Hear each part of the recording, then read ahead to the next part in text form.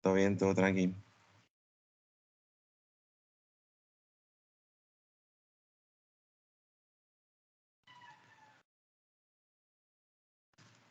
Bien. ¿Están entonces? ¿Cuántos son ustedes? Acá veo que hay unos cuantos ya. Creo que ya estamos casi todos, si no todos los.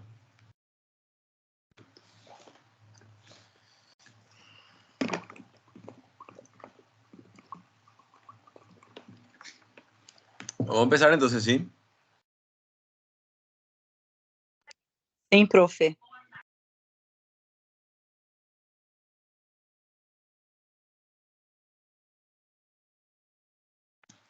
Súper. Bien.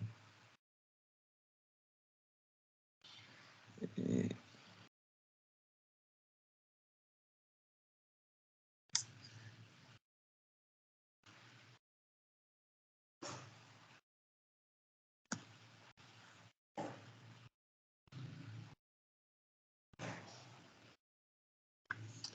mm, mm. Ahí está. Bien. Bueno, vamos a hablar un poquito de lo que es tomografía de tórax, ¿sí? Bien. En la tomografía de tórax, ahí ven la presentación, ¿verdad? Sin problema. Bien. En la tomografía de tórax tenemos algunas ventanas, ¿verdad? A diferencia de lo que es la eh, radiografía de tórax, en la tomografía de tórax tenemos diferentes ventanas, ¿verdad? Una ventana mediastinal, una ventana pulmonar y algunas otras ventanas más, ¿verdad? ¿Qué significan estas ventanas? Son diferentes colores, ¿verdad? Diferentes tonos en los cuales podemos ver, un segundito. Ahí me cerró la puerta. Bien, son diferentes colores en los cuales podemos ver la tomografía, ¿verdad? O sea, una misma tomografía que se hace en nuestro paciente, nosotros podemos verla con distintos colores, ¿verdad? Y estos diferentes colores resaltan diferentes partes o diferentes estructuras, ¿verdad? Dentro de lo que es el tórax, ¿sí? Aquí vemos las dos ventanas principales de la tomografía de tórax, que son la ventana mediastinal y la ventana pulmonar. Si se dan cuenta, en la ventana mediastinal se notan mucho más claramente los huesos, ¿sí? Las partes blandas se notan súper bien. Eh, Se notan bien los vasos, la aorta, la arteria pulmonar, ¿sí? Que se ven por este lado. Y ahí atrás vemos un poquito la tráquea, la aorta descendente, ¿verdad? Pero se notan bien los vasos, se pueden distinguir uno de otros, se notan bien los músculos, ¿verdad? Todo lo que son las partes blandas se notan muy claramente, ¿verdad?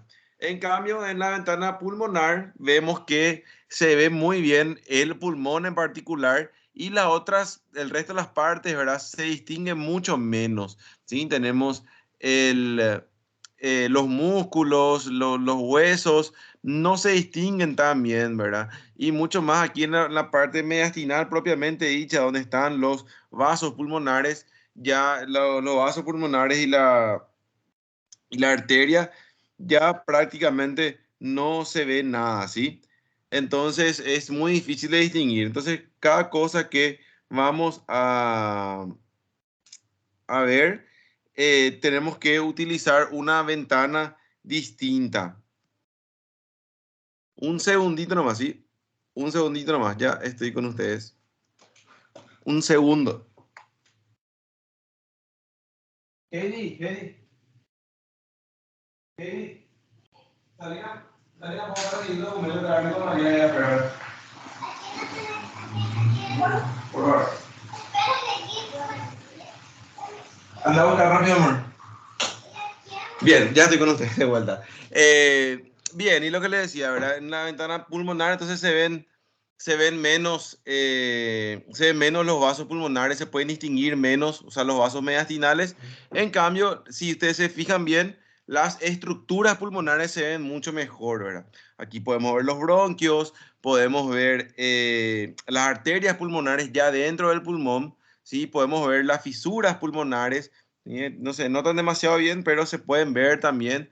Se pueden ver diferentes tabiques interlobulillares dentro del pulmón. En cambio, en la ventana mediastinal no podemos ver nada de eso, ¿verdad? O sea, vemos el pulmón completamente negro, ¿sí? No se puede distinguir nada de eso. Y hay otras ventanas más, ¿verdad? Una ventana que es especial para ver huesos, una ventana que es especial para ver el abdomen, ¿sí? Entonces, ¿para qué nos sirven estas dos ventanas? La ventana pulmonar vamos a utilizar para ver cualquier estructura que queramos ver dentro del pulmón, ¿sí? Sean los bronquios, sean las arterias, sean las venas pulmonares, sean las fisuras, ¿sí? Cualquier lesión pulmonar propiamente dicha, vamos a mirar en la ventana pulmonar, como su nombre dice, ¿verdad? Pero cualquier otra cosa que no sea parte del pulmón, vamos a tratar de ver siempre en la ventana mediastinal, ¿sí? Si queremos ver alguna alteración de los vasos, de los grandes vasos, la aorta, la arteria pulmonar, la arteria subclavia y todo lo que hay por ahí cerca, ¿sí? Vamos a mirar esa ventana mediastinal, ¿sí? Si queremos ver, por ejemplo, un derrame pleural, vamos a mirar también en la ventana mediastinal porque diríamos que el derrame pleural no es parte del pulmón y no está dentro del pulmón, sino está en la pleura, ¿sí? Porque esta ventana mediastinal nos permite diferenciar mucho mejor las densidades, ¿sí? La densidad del líquido, la densidad del calcio, la densidad de las partes blandas son más diferenciables. En cambio, la ventana pulmonar no tiene esa facilidad porque está directamente adaptada para ver el pulmón y las otras densidades se ven mucho menos, ¿sí? Y en las tomografías vamos a tener también tres tipos de cortes, ¿sí? Un corte axial, un corte coronal y un corte sagital, que bueno, no tiene mucha diferencia con lo que ya estudiamos en anatomía en su momento, ¿sí? El corte axial o el corte transversal, que va a ser el corte que más frecuentemente vamos a ver en las tomografías, ¿sí? La mayoría de las tomografías vamos a mirarlas en corte axial. Muchas veces las tomografías no traen luego corte sagital o corte coronal. Tenemos que pedir estos cortes para que nos incluyan dentro de la tomografía, ¿sí? Pero el corte axial, que es el primero que vemos a la izquierda, es el que se ve más frecuentemente, ¿sí? Este corte, como digo, pasa de forma transversal por el pulmón, ¿sí? Le corta por su eje mayor y vemos los dos pulmones ahí al mismo tiempo, ¿sí? Mientras que el corte coronal, ¿verdad? Pasa, diríamos, perpendicular al eje mayor del cuerpo, ¿sí? De derecha a izquierda, por decirlo de alguna manera, corta y va cortando de atrás, de adelante hacia atrás y de derecha a izquierda, ¿sí? Es un corte, podríamos decirle que igual a una radiografía anteroposterior, ¿sí? O un corte anteroposterior. Y por último, el corte sagital es el equivalente a la radiografía lateral del pulmón, ¿sí? Donde vamos a tener que el corte va de derecha a izquierda y de atrás hacia adelante, ¿sí? O sea, va cortando lateralmente y va penetrando cada vez más hacia el medio, ¿sí? Hasta ahí, ¿todo bien? Si hay alguna duda, me preguntan nomás, ¿sí? Eh, Luego vamos a empezar a ver un poquito algunos cortes, ¿verdad? Como ustedes saben, en la tomografía, a diferencia de la radiografía que nos hace solamente una foto, en la tomografía tenemos muchos cortes. O sea, cuando yo pido una tomografía de pulmón, empiezo a ver desde el vértice pulmonar y veo inclusive hasta alguna parte del abdomen, ¿verdad? Y esa imagen completa que tengo del pulmón se divide en distintos cortes que le llamamos, ¿verdad? Que nos muestran pequeñas secciones del pulmón y obviamente también del mediastino. Y es interesante muchas veces reconocer algunas estructuras dentro del mediastino para poder ubicarnos un poquito, ¿verdad? Obviamente esto no es algo que se pueda aprender de memoria, sí ayuda un poquito practicar y mirar imágenes, ¿verdad? Pero acá lo que más ayuda, ¿verdad? Es conocer la anatomía mediastinal, sobre todo la anatomía de los grandes vasos, para poder saber qué es lo que estamos viendo en cada corte, ¿verdad?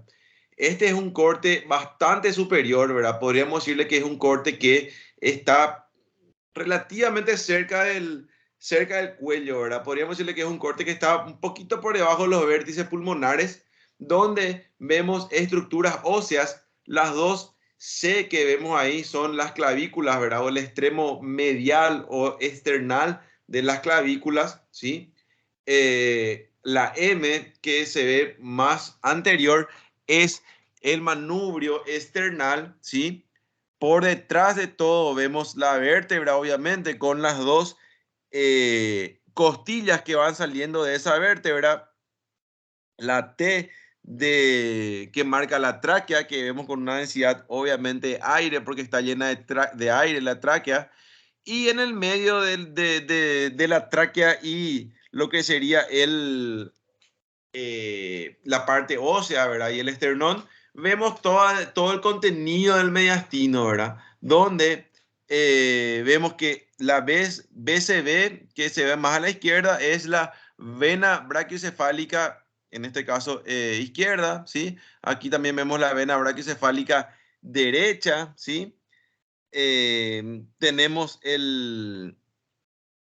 la, perdón, la arteria carótida, ¿sí? La arteria carótida izquierda, la arteria subclavia izquierda, ¿sí? Tenemos el esófago por aquí atrás, ¿sí? Y tenemos también aquí la arteria carótida interna, ¿sí? La arteria carótida interna.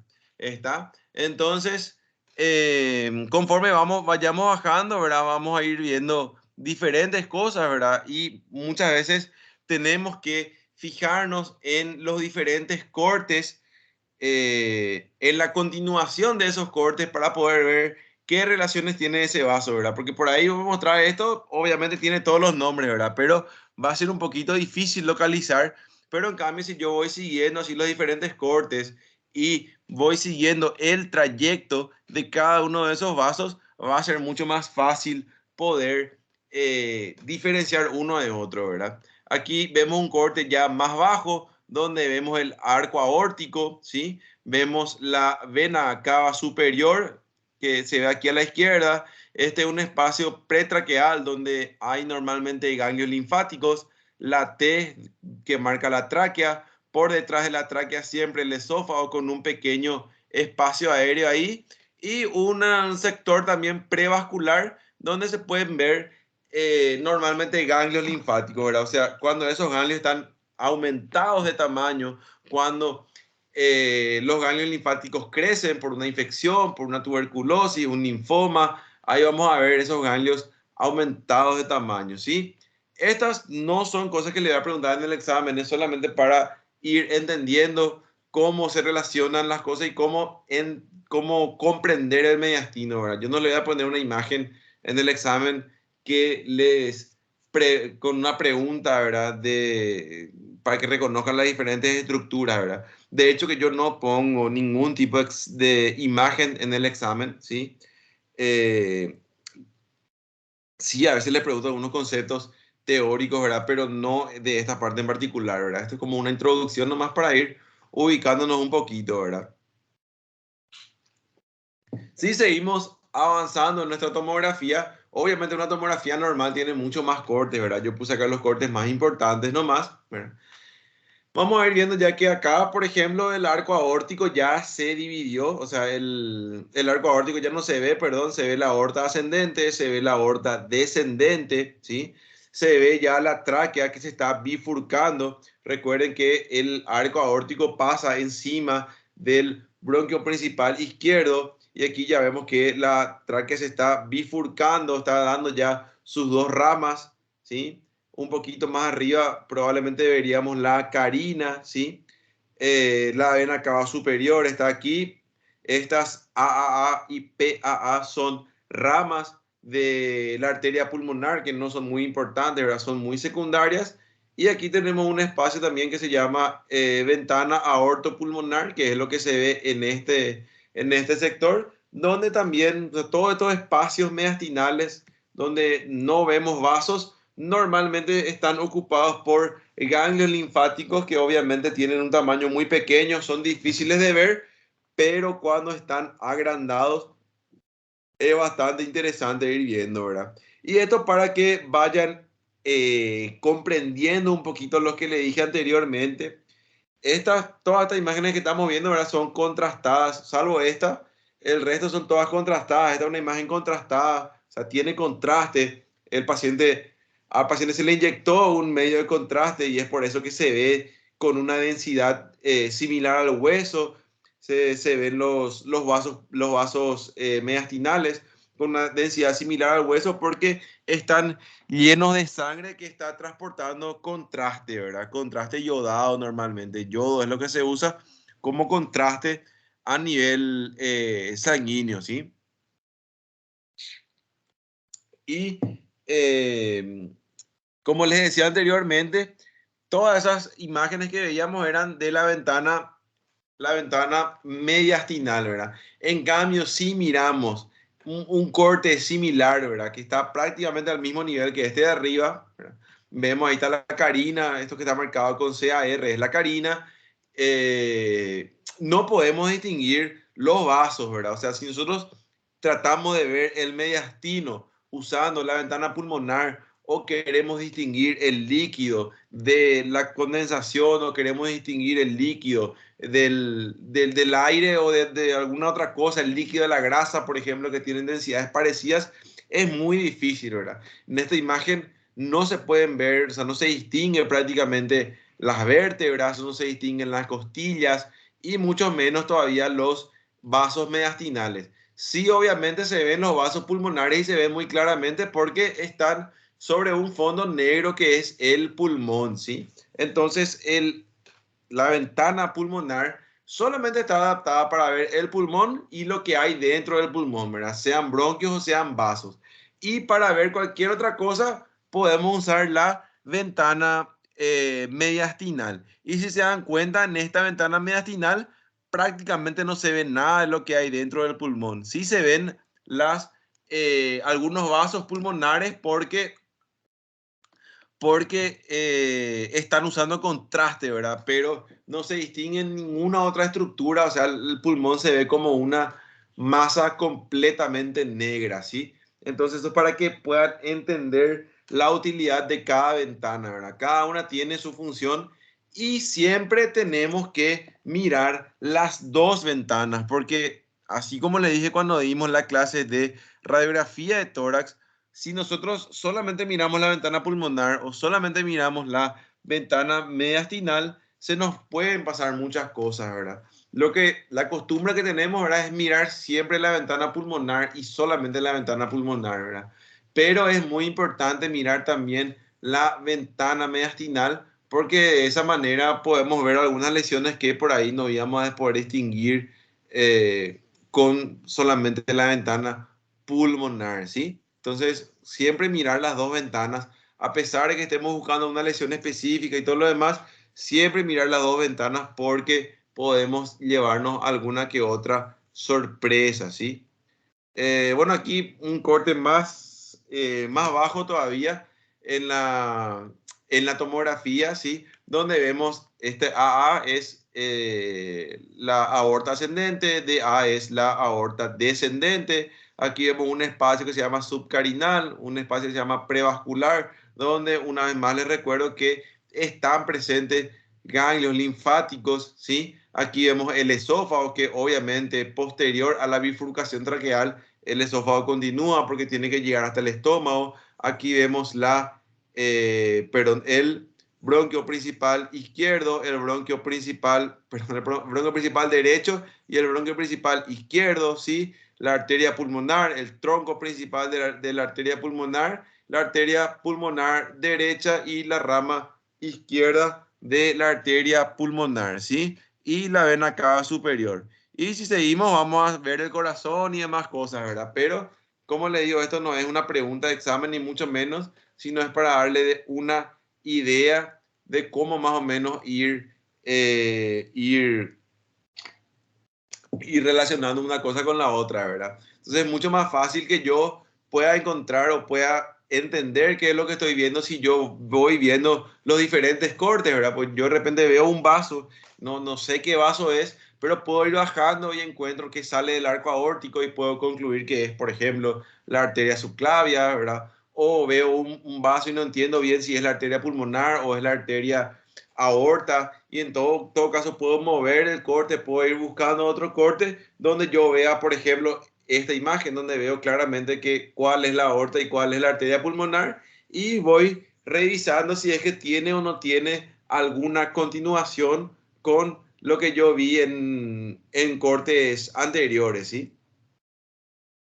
Bien, ahora vamos a entrar ya directamente en lo que es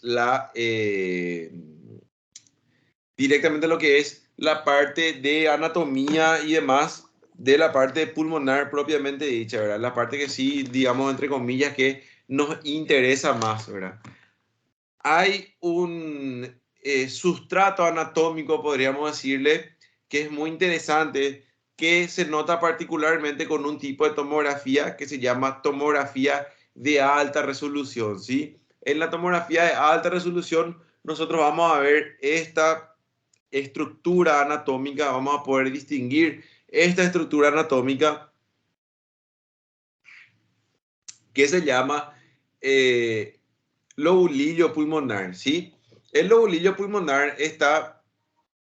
tiene una forma poliédrica, o sea, una figura, digamos, de figura geométrica. A veces puede ser pentagonal, a veces puede ser un poquito más hexagonal, ¿verdad? Tiene 5 o 6 lados más o menos, ¿verdad? Pero tiene una forma bastante llamativa de figura geométrica. Aquí hay dos lobulillos pulmonares juntos, ¿verdad? En estos lobulillos pulmonares obviamente se produce intercambio gaseoso, tenemos muchos alveolos ahí.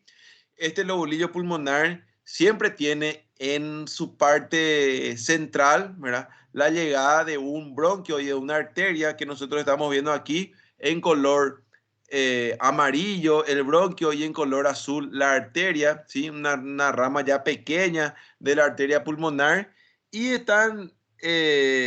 y están separados estos lobulillos pulmonares por septos interlobulillares, ¿sí? Que están constituidos por tejido conjuntivo, que tienen vasos linfáticos y que de a poco van recogiendo la sangre oxigenada del lobulillo y van formando posteriormente las venas pulmonares que van a terminar llevando la sangre pulmonar a la aurícula izquierda, ¿sí? Entonces, es importante entender más o menos cómo es este lobulillo pulmonar, porque muchas de las enfermedades que vamos a ver muchos de los patrones que vamos a ver están relacionados con el lobulillo pulmonar, y poder localizarle a estos patrones dentro del lobulillo pulmonar va a ser importante para poder entender mejor los diferentes patrones, ¿sí? Aquí vamos a trasladar lo que estábamos viendo en esa imagen esquemática, vamos a trasladarlo a esta tomografía de tórax, ¿sí? Donde podemos observar los lobulillos pulmonares aquí periféricamente, ¿verdad? Los lobulillos pulmonares normalmente no se ven fácilmente, ¿verdad? No es que yo voy a ver el pulmón lleno de lobulillos pulmonares, si bien obviamente todo el pulmón está constituido por lobulillos pulmonares. Estas estructuras se ven solamente cuando están alteradas o se ven en algunos cortes solamente, ¿verdad? No es que yo voy a ver el pulmón completamente regado de lobulillos pulmonares, ¿verdad? Y aquí, en esta parte, más o menos subpleural, podríamos decirle, podemos ubicar lobulillos pulmonares, donde vemos que las flechas que son de color negro están mostrando los septos interlobulillares, ¿sí? Estos septos interlobulillares, y las flechas de color blanco están mostrando las arterias centrilobulillares, ¿sí? Porque están en el medio del lobulillo. Entonces, así como les dije, estos lobulillos están compuestos o sea, están delimitados, digamos, por unas paredes, por unos septos interlobulillares que posteriormente van a ir formando las venas pulmonares. Aquí vemos como estos septos que obviamente contienen vasos linfáticos y vasos sanguíneos van a constituir esta vena pulmonar que vemos aquí, ¿sí? Esta vena un poquito más grande. Y estos lobulillos pulmonares tienen arterias que llegan aproximadamente a el centro de estos lobulillos, ¿verdad? ¿Sí? Aquí vemos otro ejemplo, ¿verdad? El mismo esquema que le había mostrado anteriormente. Y esto, por ejemplo, es un paciente, esto que vemos arriba, es un paciente que tiene un engrosamiento de los septos interlobulillares, ¿sí? Todos esos septos de lo que nosotros veníamos hablando, que normalmente no se ven, o por lo menos no se ven claramente, ¿verdad? O no se ven en gran cantidad cuando el paciente tiene alguna patología que produce el engrosamiento de estos septos, ¿sí? Vamos a ver que estos septos obviamente se notan mejor, tienen un grosor mayor, ¿verdad? Son más gruesos, son más fáciles de notar y entonces vamos a ver de esta manera, ¿verdad? O sea, este paciente, si comparan esta tomografía de aquí arriba con la tomografía aquí, ¿verdad? Esta tomografía es prácticamente puro aire. Obviamente tiene pequeños vasos, pequeñas arterias que se pueden notar, pequeños bronquios que se pueden notar, pero esta tomografía, ¿verdad? Está llena de líneas, ¿verdad? Que finalmente van a terminar formando lo que se llama, y lo que ya habíamos visto en radiografía de tórax, lo que se llama el patrón reticular, ¿sí? O el patrón también lineal, ¿verdad? Cualquiera de los dos patrones dependiendo de lo que vayamos viendo, ¿verdad? Entonces, esos patrones de lo que habíamos hablado en radiografía de tórax, ¿verdad? El patrón reticular y el patrón lineal, que dijimos que eran afectaciones principalmente del intersticio pulmonar, ahora lo podemos ver con más claridad aquí en la parte de tomografía, ¿sí? Podemos verle con mucho mayor claridad y ya podemos entender por qué hablamos en ese momento de que esos patrones representan afectación intersticial del paciente, porque en los septos interlobulillares lo que encontramos es el intersticio pulmonar, ¿verdad? No es parénquima propiamente dicha, pero es intersticio, ¿sí? Bueno, ¿y cuáles son las principales alteraciones? ¿Cuáles son los principales patrones que podemos ver en la tomografía de tórax, ¿verdad? Tenemos los siguientes patrones, ¿verdad? Patrones que van a producir opacificación del pulmón, o en otras palabras, patrones que van a hacer que el pulmón se vea más blanco, ¿sí? Que van a hacer que sea más opaco, más radio opaco, que sea más blanco, que son el patrón de condensación y el patrón de vidrio esmerilado, ¿sí? El patrón de condensación que ya lo habíamos visto anteriormente en la radiografía de tórax, ¿sí? Que va a tener características similares, que vamos a ver que tiene broncogramas aéreos, ¿sí? Vamos a ver que, recuerden, no permite que a través de él se vean los vasos pulmonares, ¿sí? Y por otro lado, el patrón de vidrio esmerilado, que podríamos decirle en una palabra rara, ¿verdad? Vidrio esmerilado, es como un vidrio oscuro, ¿verdad? En portugués se llama vidro fosco. La verdad que no comprendo la palabra ni en español ni en portugués. Lo importante es que sí conozco el patrón, ¿verdad? O sea, una palabra muy rara realmente. La gente que hace medicina usa palabras muy raras para describir las cosas, ¿verdad? Y este patrón en vidrio fosco, en vidrio esmerilado, va a ser como una condensación también, ¿sí? Pero va a ser... estoy ocupado, amor. Va a ser un, una condensación mucho menos marcada que lo que vemos en el patrón de condensación propiamente dicho, ¿verdad? O sea, vamos a ver también que el pulmón va a ser más oscuro de lo normal, pero a diferencia del patrón de condensación, en el patrón de vidrio esmerilado vamos a ver que que los vasos pulmonares se pueden ver a través del vidrio esmerilado, ¿verdad? Eso vamos a ver en algunas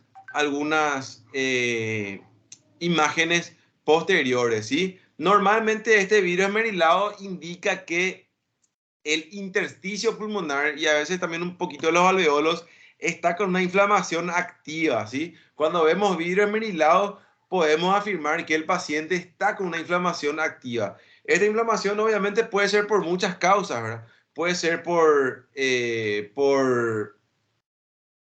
infecciones, puede ser por enfermedades autoinmunes, ¿sí? O a veces también puede no ser inflamatorio, sino que representar directamente edema agudo pulmón, ¿verdad? Pero es mucho más fácil recordar que representa principalmente inflamaciones, ¿sí?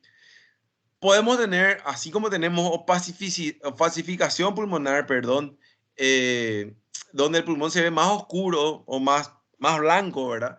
Podemos ver también disminución de la densidad pulmonar, que sería lo contrario, o sea, el pulmón se va a ver más negro. ¿Y en qué situaciones vamos a ver más negro el pulmón? Cuando se forman quistes, que pueden ser por distintos tipos de enfermedades, ¿sí? Bastante raras, ¿verdad? Los quistes no son una patología muy común. Eh, a veces se forman después de las infecciones, ¿verdad? Un paciente tiene, por ejemplo, un absceso o tiene una neumonía muy importante y quedan estos pequeños o grandes quistes, ¿verdad? Que su característica principal es que tiene una pared fina que rodea un espacio aéreo bastante importante, ¿verdad? Y por otro lado vamos a tener el enfisema pulmonar, que sí va a ser algo bastante frecuente, ¿verdad? Sí va a ser algo que vamos a verlo con relativa frecuencia y que obviamente está relacionado principalmente a estos pacientes que fuman, ¿verdad? Los pacientes que fuman son los que van a tener evidentemente enfisema pulmonar y cómo su arquitectura está alterada y como ustedes saben el enfisema pulmonar lo que hace es que el paciente retenga aire, ¿sí? Que el paciente no pueda expulsar completamente el aire, entonces va a hacer que el pulmón se vea más oscuro porque va a tener una mayor proporción de aire, ¿sí? Dentro del pulmón, ¿sí? Y después vamos a tener el patrón intersticial que va a ser bastante similar a lo que habíamos visto en tomografía, en radiografía, pero ahora obviamente vamos a poder caracterizar ya mucho mejor este patrón intersticial, ¿verdad? Donde vamos a tener el patrón reticular que podríamos también incluir dentro del patrón reticular al patrón lineal, ¿sí? El patrón nodular y el patrón de vidrio esmerilado, que también es representativo, digamos, de las patologías intersticiales. Y por último vamos a tener ya otro tipo de lesiones, como por ejemplo masas, ¿verdad? Tumores, infecciones que pueden producir estas masas, abscesos, ¿verdad? Estas masas que se pueden terminar cavitando y acumulando líquido y agua en su interior, que son los abscesos que también habíamos visto cuando vimos tomografía, y los derrames pleurales, ¿verdad? Que van a representar el acúmulo de líquido dentro del pulmón, ¿sí? Primero vamos a ver los derrames pleurales que no son tan difíciles de notar, ¿verdad? Esto es para graficar un poquito lo que le decía antes, ¿verdad? Aquí vemos un derrame pleural, perdón. Aquí vemos un derrame pleural en ventana pulmonar y un derrame pleural en ventana mediastinal, ¿verdad? Con esta ventana mediastinal yo puedo notar mucho más claramente que todo esto es líquido, que todo lo que veo en la parte más baja del pulmón es líquido propiamente dicho, ¿sí? Y no hay ninguna otra cosa, porque si yo solamente miraba solamente esta tomógrafo, o sea, solamente esta ventana pulmonar, yo no iba a poder distinguir claramente la densidad del líquido de la densidad de otras cosas, ¿verdad? O sea, esta densidad del líquido aquí Esta densidad de nuestro derrame pleural es muy parecida a la densidad de la grasa, es muy parecida a la densidad que vamos a ver futuramente en las condensaciones pulmonares, ¿sí? ¿Sí? Entonces, en cambio, ¿verdad? Esta ventana mediastinal nos ayuda mucho más a ver que el líquido claramente tiene una densidad de líquido y que aquí no hay, por ejemplo, una telectasia pulmonar asociada, que no hay, por ejemplo, una neumonía asociada, sino que es puramente derrame pleural lo que tiene el paciente, ¿sí? Y este derrame pleural va a ser bastante similar a lo que veíamos en la radiografía de tórax, ¿verdad? Normalmente se va a acumular, obviamente cuando hacemos una tomografía, el paciente está en decúbito, perdón, está en decúbito dorsal, ¿sí? Está acostado el paciente. Entonces, ¿qué pasa con el derrame? Se va a acumular principalmente en la región más posterior, ¿verdad? Que es la región del paciente que está apoyada sobre la camilla, ¿verdad? Entonces, por un efecto de la gravedad, se va a ir apoyando ahí, ¿verdad?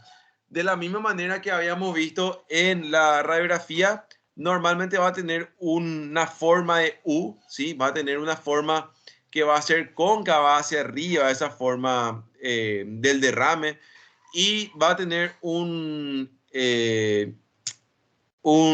sector, digamos, de contacto bastante importante aquí en relación eh, a la pared torácica. Lo mismo que pasaba con la radiografía de tórax. Si ustedes recuerdan, tenía una forma de U, tenía una forma de cóncava hacia arriba y tenía un sector, digamos, una superficie de contacto, perdón, una superficie de contacto mucho más amplia cerca de la pared torácica, ¿verdad?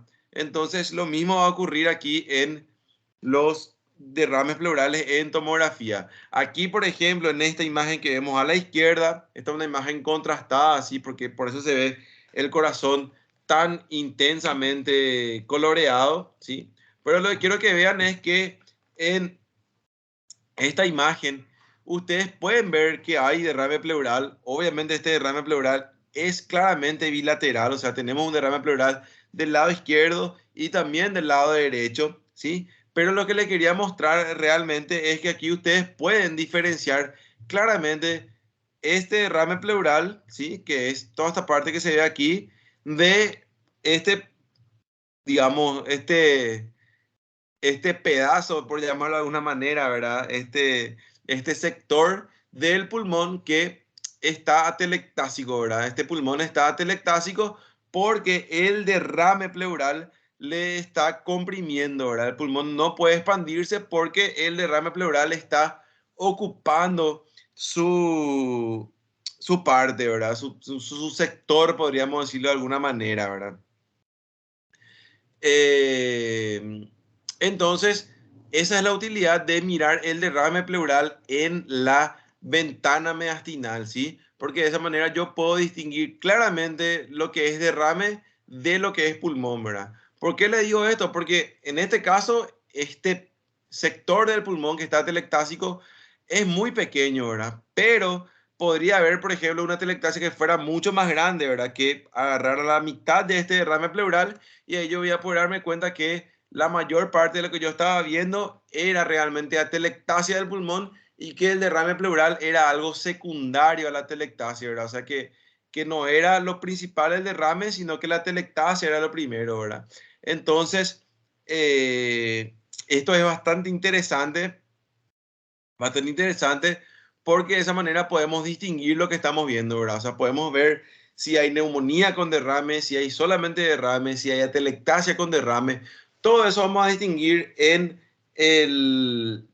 en el, en la ventana mediastinal, ¿sí? Porque si vemos la otra ventana, como les digo, no vamos a poder distinguir absolutamente lo que es la densidad del pulmón de lo que es la densidad del resto de los órganos, ¿verdad? O del resto de las estructuras que están cerca del derrame. Y al igual que en la radiografía de tórax, el derrame pleural obviamente tabicado también se puede ver fácilmente en la tomografía de tórax. De hecho, es mucho más fácil ver un derrame tabicado en la tomografía de tórax que en la radiografía de tórax, ¿sí? ¿Y cómo vamos a ver? Exactamente igual de cómo veíamos en la radiografía de tórax, ¿sí? ¿Cuál es la característica? Vamos a ver un derrame que va a estar obviamente acumulado en la parte pleural, por decirlo de alguna manera, y ese derrame no va a respetar la gravedad, o sea, ese derrame no va a caer normalmente, ¿sí? No va a caer normalmente hacia abajo, ¿verdad? Sino que va a estar, eh, entre comillas, ¿verdad? Adherido a la pared, ¿verdad? Acá, por ejemplo, vemos un derrame que en lugar de acumularse aquí en la parte más baja del pulmón, está aquí arriba, ¿verdad? ¿Y qué es lo que le está sosteniendo ahí? Evidentemente son tabiques, ¿verdad? Siempre que vemos un derrame que está en una posición que no es normal, que está en una posición muy lejana a lo que es a lo que es la parte más declive del pulmón, ¿sí? La parte más baja del pulmón, podemos concluir que ese derrame está definitivamente tabicado, ¿sí? Hasta ahí bien, ¿tienen alguna duda terminando el derrame pleural?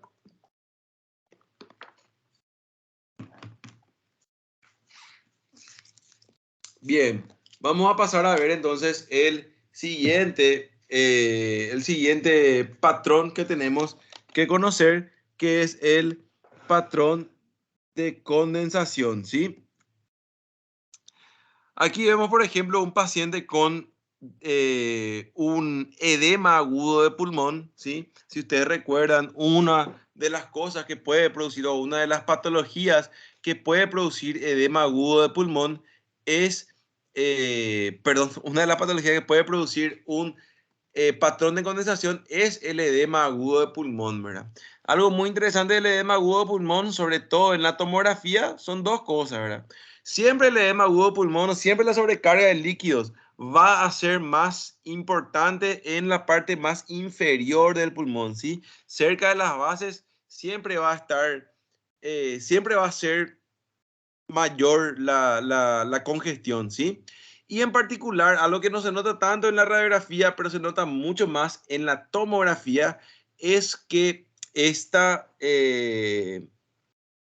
esta condensación es mucho más importante cerca de los vasos pulmonares, ¿sí? Cuando vemos un edema agudo de pulmón, siempre cerca de los vasos pulmonares principales, que son obviamente los que están en el híleo pulmonar, vamos a ver que esta condensación va a ser mucho más evidente ahí cuando es debida a un edema agudo de pulmón, ¿sí? Y como le dije, la condensación este patrón, ¿verdad? Que hace que aumente la densidad pulmonar, puede estar a veces combinado, ¿verdad? Si acabamos una condensación clara que no permite ver casi las, eh, los vasos pulmonares, ¿sí? No nos permite distinguir claramente, pero a la vez vemos que está combinado con un poco de vidrio esmerilado, ¿verdad? Porque evidentemente son, eh, son patrones o que están muy conectados con patologías similares, ¿sí? De la misma patología puede producir una condensación, inclusive, y vidrio esmerilado, y muchas veces cuando se empieza a producir la condensación, empieza como un vidrio esmerilado y después se ve más claramente ya como una condensación propiamente dicha, ¿sí? Entonces, eso es algo interesante que tenemos a nivel,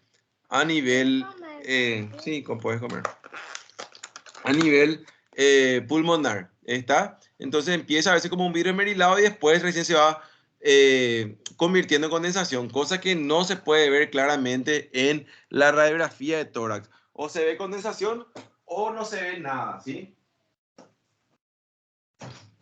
Entonces esa es una característica de la condensación y el vidrio esmerilado en la tomografía de tórax.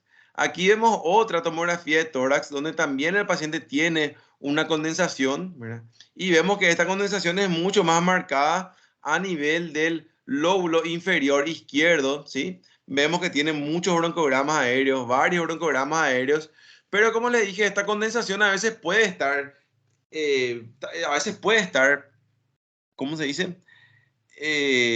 Combinada con un patrón de vidrio esmerilado también, ¿verdad? O sea, aquí arriba, por ejemplo, en el lóbulo, ese sería el lóbulo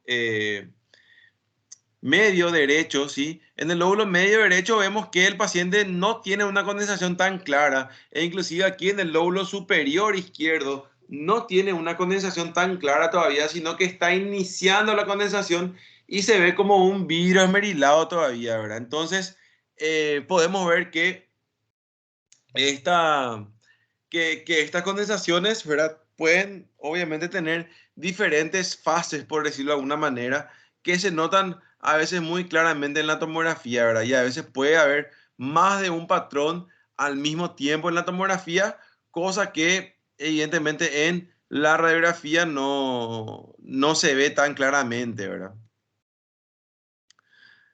Y aquí vemos ya el vidrio esmerilado propiamente dicho, ¿verdad? Así como le dije, es como podríamos decirle, ¿verdad? Un vidrio un poco opaco, ¿verdad? Un poco sucio, ¿sí? Vemos que todo esto que se ve aquí, todo esto más oscuro me refiero a más blanco, es vidrio esmerilado, ¿sí? Este vidrio esmerilado que, como les dije también, a diferencia de la condensación que vemos aquí, por ejemplo, donde en el lóbulo inferior no podemos ver ninguno de los vasos pulmonares, o sea, donde el paciente ya tiene una condensación muy marcada, no se pueden ver los vasos pulmonares, no se pueden distinguir los vasos pulmonares. En el caso del vidrio esmerilado, sí va a permitir que se vean los vasos pulmonares y esa es la gran diferencia entre el patrón de condensación propiamente dicho y el vidrio esmerilado, ¿verdad? Nos indica más una afectación más intersticial principalmente, ¿verdad? Si ustedes miran aquí, por ejemplo, pueden observar claramente los vasos pulmonares, ¿sí? Se pueden ver los vasos pulmonares, inclusive aquellos vasos pulmonares que están bien dentro del vidrio esmerilado, como este, ¿verdad? Se pueden ver muy claramente. Aquí también vemos los vasos pulmonares. Entonces, ese vidrio esmerilado, como les digo, va a permitir que nosotros veamos los vasos pulmonares a pesar de que haya vidrio esmerilado, cosa que no pasa con la condensación y ese es la principal diferencia entre los dos, ¿verdad? El vidrio esmerilado permite ver los vasos y la condensación propiamente dicha no permite ver los vasos, ¿verdad? Aquí vemos también un patrón alveolar o un patrón de condensación donde tiene claramente un broncograma aéreo, ¿verdad? En este caso es un paciente del que vemos a la izquierda, es un paciente que tenía un tumor pulmonar, ¿sí? Esto es un corte sagital que como le dije no se suele usar muy frecuentemente, pero de cualquier manera aquí tenemos un ejemplo, ¿verdad? Donde el paciente tiene una condensación claramente, en este caso es una tomografía con contraste, por eso que los vasos se pueden ver a través de la condensación.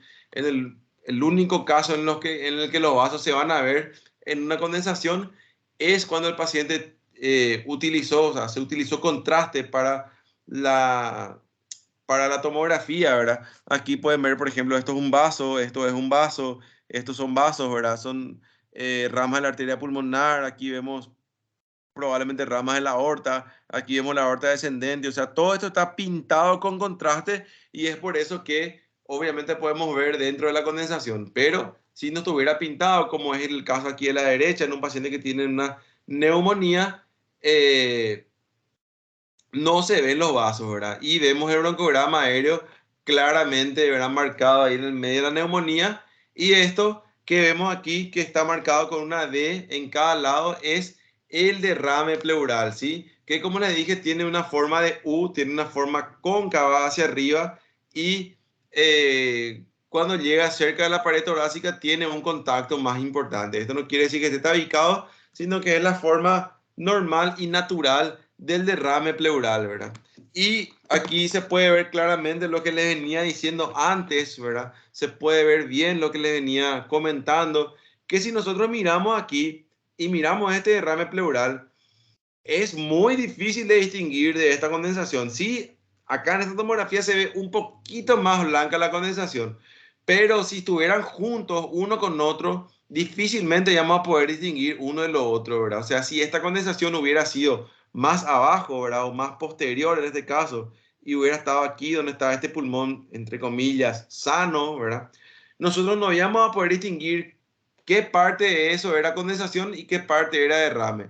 Obviamente, en este caso, la condensación tiene un broncograma aéreo en el medio, pero esta parte más lateral de la condensación tranquilamente podría ser derrame, ¿verdad? No íbamos a poder distinguir el uno del otro, ¿sí? Entonces ahí está la importancia de usar la ventana mediastinal para poder ver el derrame, ¿sí? Para poder distinguir claramente la porción de pulmón que es, pero sí, la porción de pulmón que está condensada de la porción pulmonar que es derrame, ¿verdad? O la porción que está afectada por el derrame en la pleura, ¿verdad? Aquí vemos un patrón de vidrio esmerilado, ¿sí? Donde, como les digo, pueden ver claramente los vasos pulmonares en el medio. Y aquí vemos ya que este vidrio esmerilado se está ya eh, condensando un poquito más, ¿verdad? Ya está formando un poquito más una condensación y vemos que está marcado con un asterisco la parte más condensada, la parte donde ya podíamos hablar de una condensación, donde vemos inclusive un broncograma aéreo, ¿sí? Y aquí la parte más de patrón de vidrio esmerilado, ¿sí? Que puede estar en diferentes partes del pulmón, como cualquier otro patrón. No siempre va a estar todo junto en una sola parte, sino que en diferentes partes del pulmón se va a poder observar este patrón de vidrio esmerilado, ¿sí? Hasta ahí se entiende, se comprende. ¿Alguna duda, alguna pregunta que quieran hacer? Doctor, las preguntas en el chat. Voy a mirar, voy a mirar. Un segundito.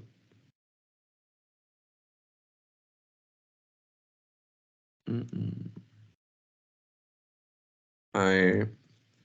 Bueno, dice, el patrón de vidrio esmerilado suele ser un signo de patologías intersticiales o también patologías alveolares. Y es un poco y un poco, ¿verdad? Se puede presentar en los dos tipos de patologías, ¿verdad? Pero principalmente cuando vemos el vidrio esmerilado, principalmente hablamos de que está afectado el intersticio, ¿verdad? Cuando los alveolos empiezan a afectar, normalmente ya se va condensando, ¿sí? O sea, puede ser, por ejemplo, una neumonía que está empezando en la parte intersticial, pero después ya se va condensando, ya va afectando los alveolos y ahí ya va formando una condensación, ¿verdad? Y no, la presencia de broncograma aéreo en la consolidación tienen que ver si la enfermedad es aguda o no y no, ¿verdad? Por eso que, como hablábamos, podemos ver, por ejemplo, que el broncograma aéreo puede estar, por ejemplo, en una neumonía, ¿verdad? Que ponerle, tiene una semana de evolución la neumonía, puede estar ahí el broncograma aéreo, puede ser una neumonía que empezó hace 2 días también y ya tiene una consolidación o una condensación, ¿verdad? Con broncograma aéreo, como también puede estar, así como vimos en algunas de las imágenes, en un tumor pulmonar, ¿verdad? En un tumor pulmonar que puede tener meses o años de evolución, igual vamos a ver también algunas masas más adelante donde puede haber broncograma aéreo, ¿verdad? Entonces el broncograma aéreo lo que nos indica es que es un patrón eh, de, de condensación, ¿sí? Pero no tiene nada que ver de si es agudo o no, ¿verdad? En ambos tipos de patologías puede aparecer el broncograma aéreo. Bien, entonces, un segundito. Bien, seguimos entonces. Cualquier cosa después avísenme nomás y me voy a ir desconectando un rato para poder ver, responder las preguntas.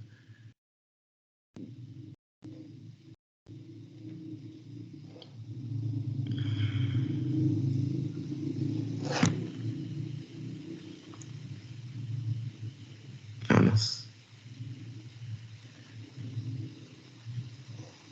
No, amor, sí. Ahí está. Bien, entonces continuamos. Aquí vamos a ir viendo ya ahora lo que es la atenuación, ¿verdad? O pérdida de densidad pulmonar en el enfisema y las bullas, ¿verdad? Que están relacionadas, ¿verdad? Los dos están relacionados principalmente con el tabaquismo, ¿verdad?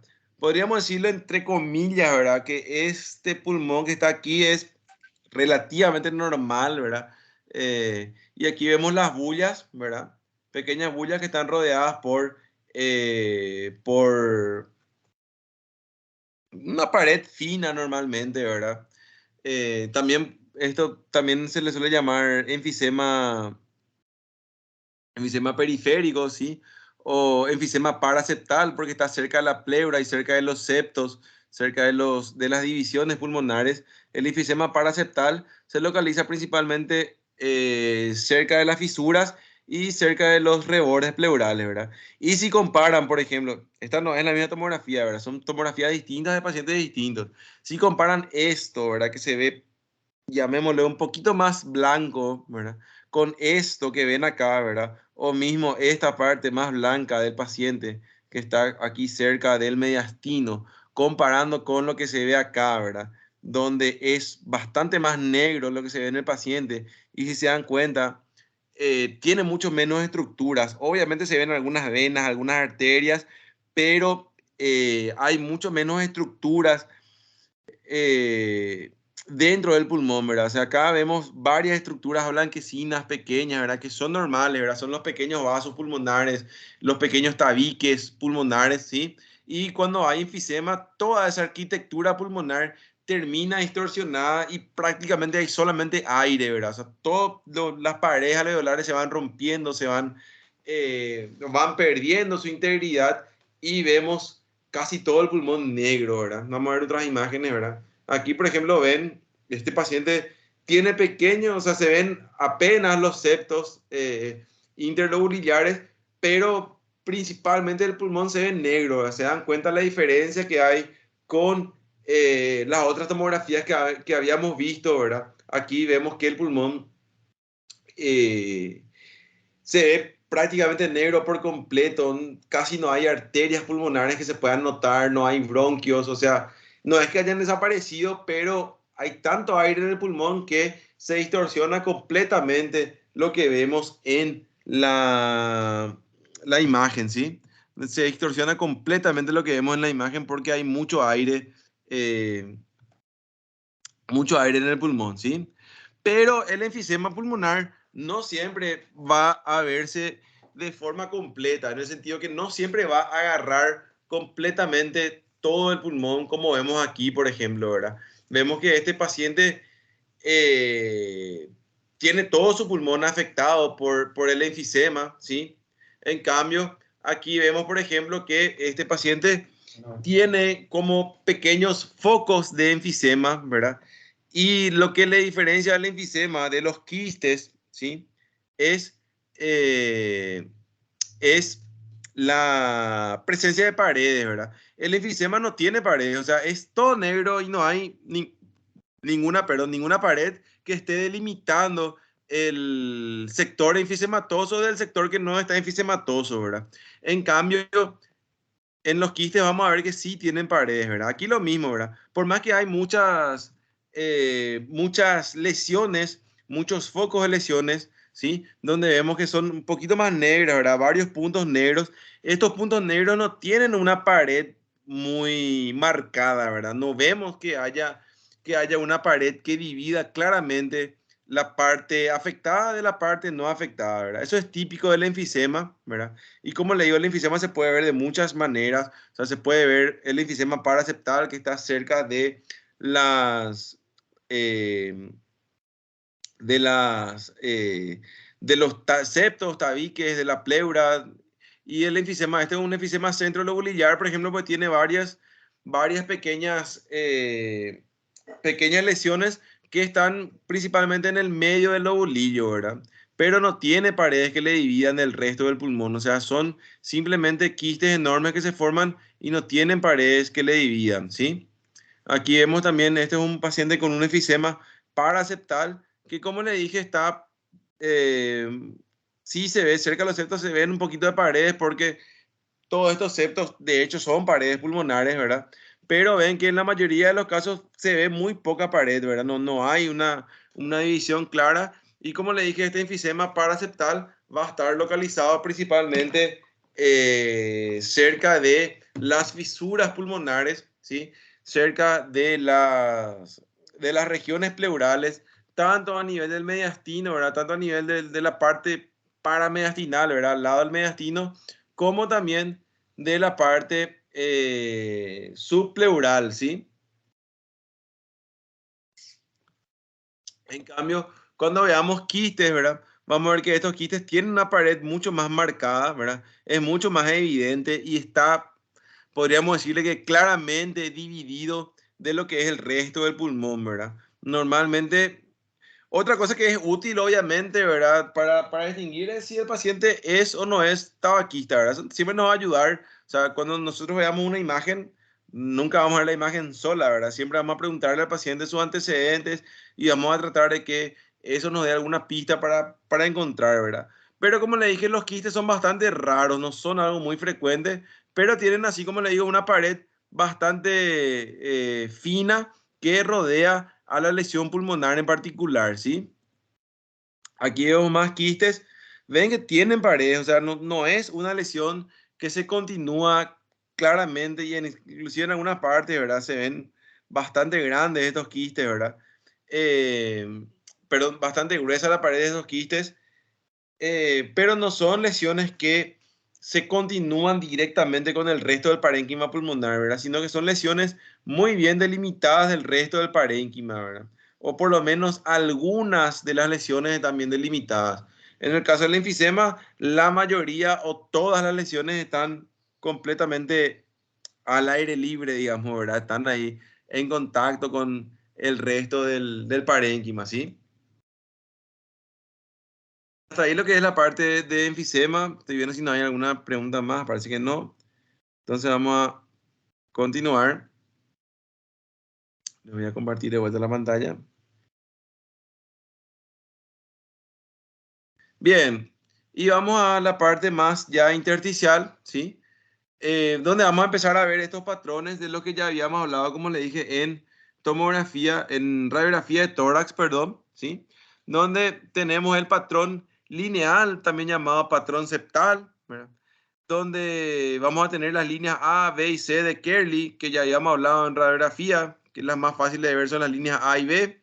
Entonces, es lo que habíamos hablado ya directamente en radiografía, ¿verdad? Estas son las líneas B, son las que están marcadas una, con una flecha roja, y las líneas A son las que están marcadas con una flecha amarilla, ¿sí?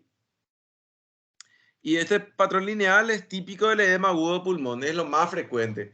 A veces puede representar una invasión maligna, pero es muy raro que eso sea así, ¿verdad? Es muy infrecuente que sea por infección maligna, sino que frecuentemente es porque el paciente o es renal crónico o tiene una insuficiencia cardíaca y terminamos viendo este tipo de patrón, ¿sí?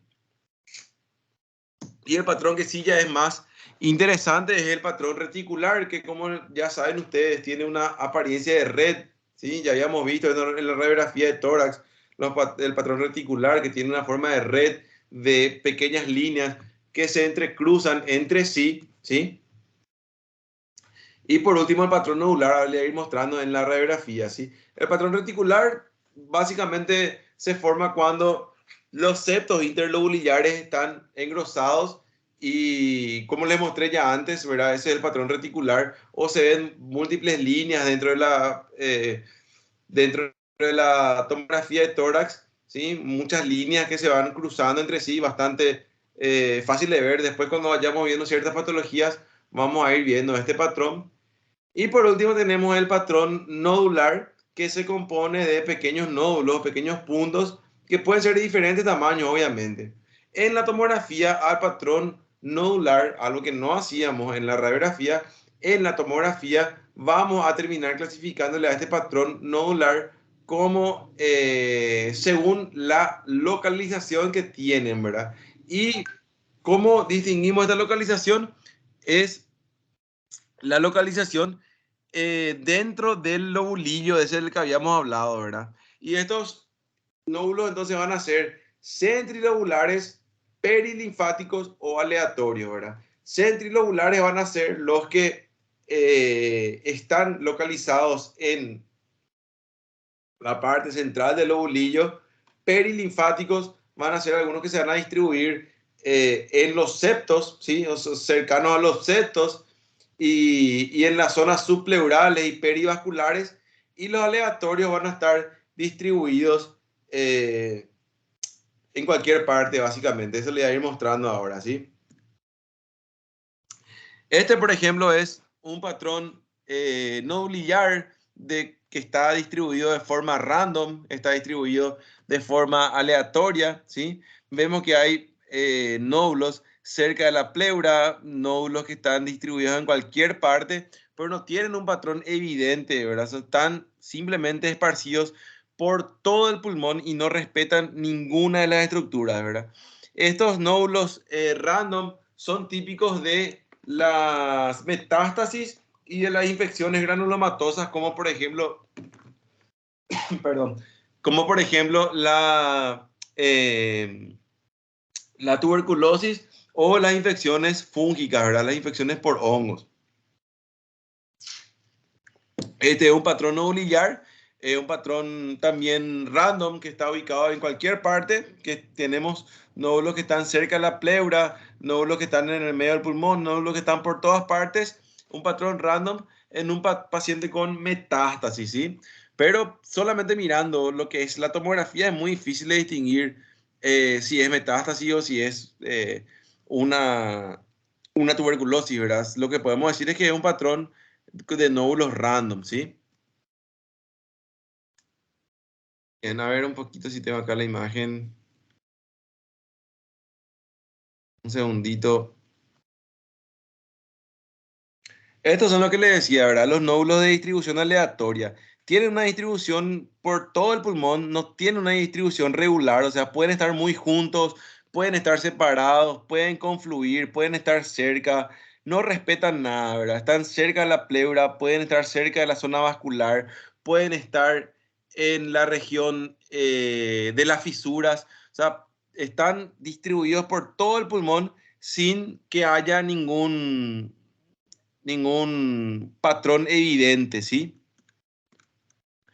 En cambio, por ejemplo, los nódulos perilinfáticos, de lo que habíamos hablado, tienen una distribución, como su nombre lo dice, cerca de los linfáticos. ¿Y dónde se localizan los linfáticos en el pulmón? Cerca de la vasculatura, ¿verdad? Sea aquí en la región parailiar, ¿verdad? Cerca del ilio, donde están, obviamente penetran los vasos linfáticos del pulmón, ¿sí?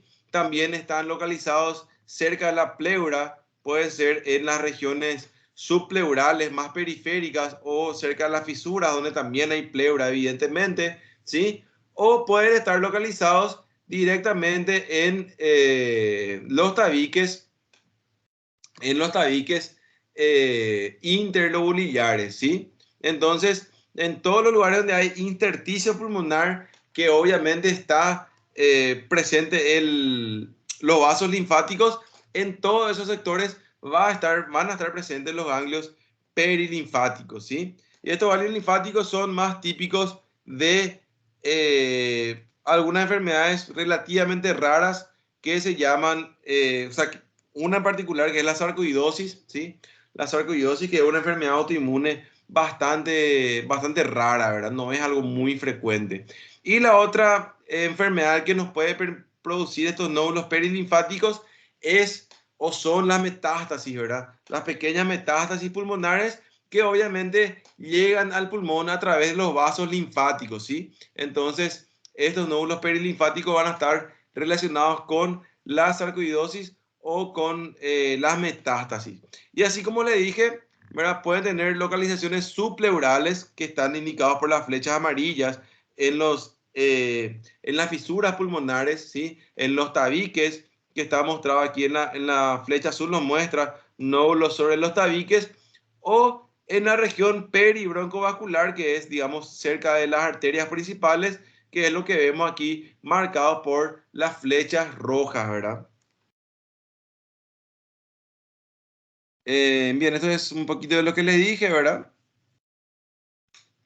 Aquí tenemos, por ejemplo, un paciente, o sea, una tomografía real, digamos, de un paciente con sarcoidosis, ¿sí? Estos son pacientes con sarcoidosis, donde vemos que estos nódulos perilinfáticos están distribuidos principalmente en la zona perivascular, están distribuidos también, si se dan cuenta aquí, son pequeños, pero están en la región de la fisura pulmonar, cerca de las arterias pulmonares, ¿verdad? Entonces, tienen una distribución claramente perilinfática, ¿sí? Acá lo mismo, son un poco más grandes, pero están distribuidos principalmente siguiendo las fisuras, los tabiques, ¿verdad? Siguiendo líneas rectas, siguiendo las arterias. Aquí también, ¿verdad? Solamente que ya son nódulos que están confluyendo más y forman ya estructuras, digamos, un poquito más grandes, ¿verdad? Un poquito más marcadas.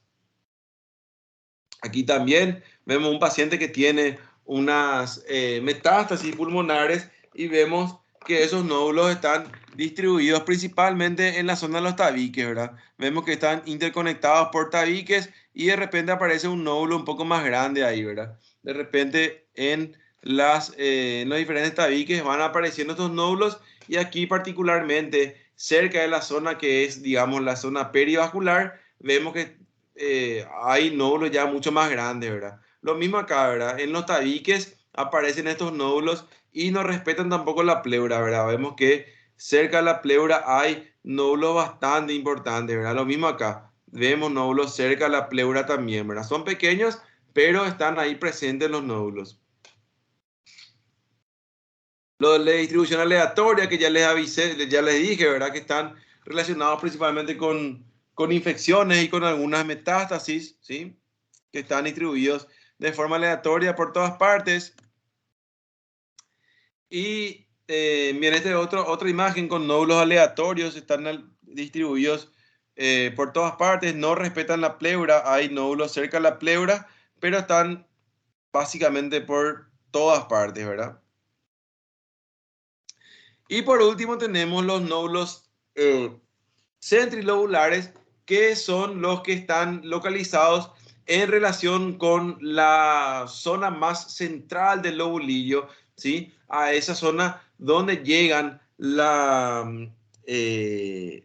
arteria y la vena, perdón, la arteria y el bronquio, ¿sí? Esa zona central del lobulillo que habíamos hablado antes.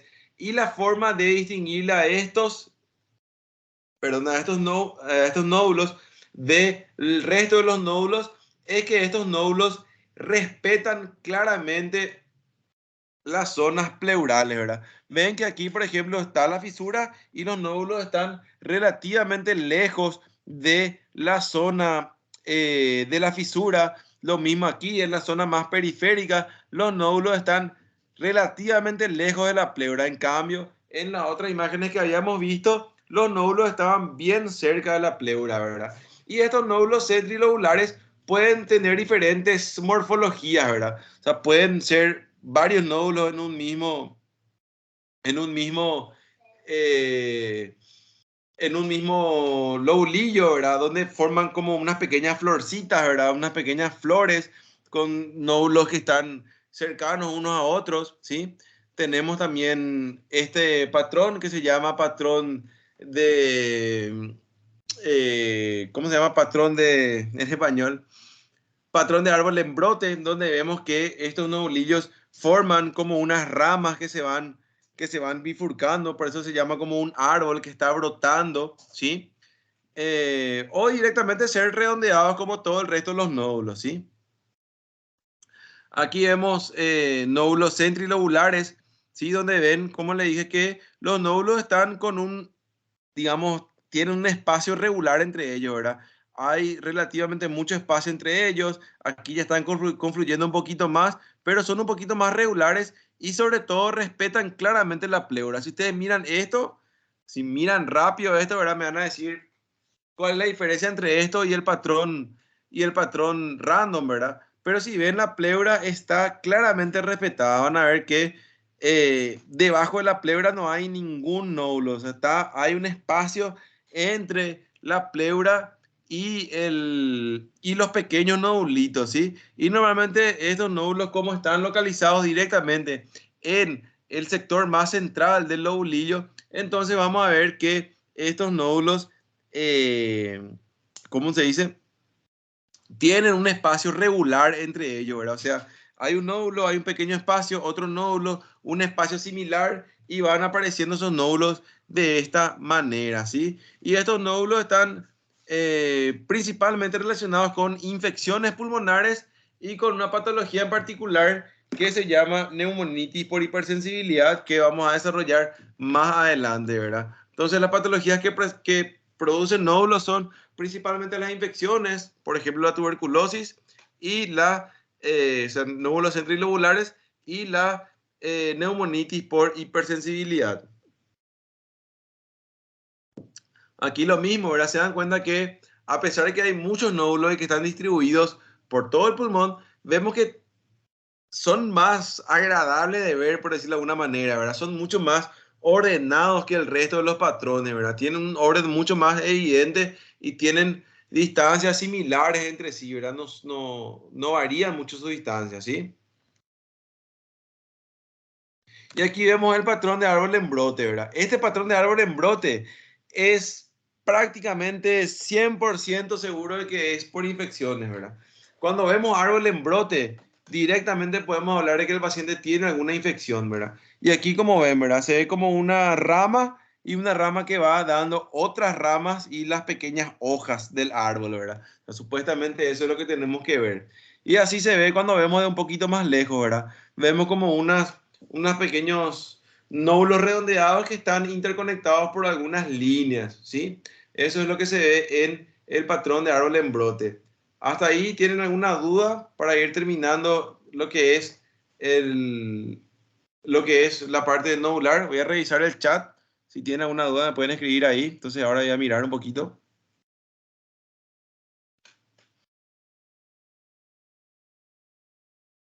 Bien, si no hay ninguna duda, entonces vamos a continuar con lo que falta. Falta muy poquito ya. Tomografía de tórax es bastante más corto, por suerte, el, que radiografía de tórax, ¿verdad? Radiografía de tórax es un poquito más largo. Entonces vamos a ir continuando. Le voy a compartir la pantalla.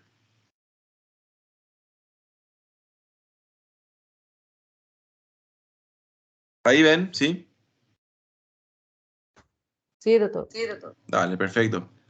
Seguimos entonces, ¿verdad? Esto es lo que le hablaba anteriormente del patrón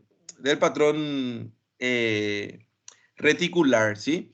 Ahí ven, por ejemplo, que esto acá es mucho más fácil de ver, ¿verdad? En la tomografía. Aquí vemos un paciente que tiene una sobrecarga de líquidos, ¿verdad?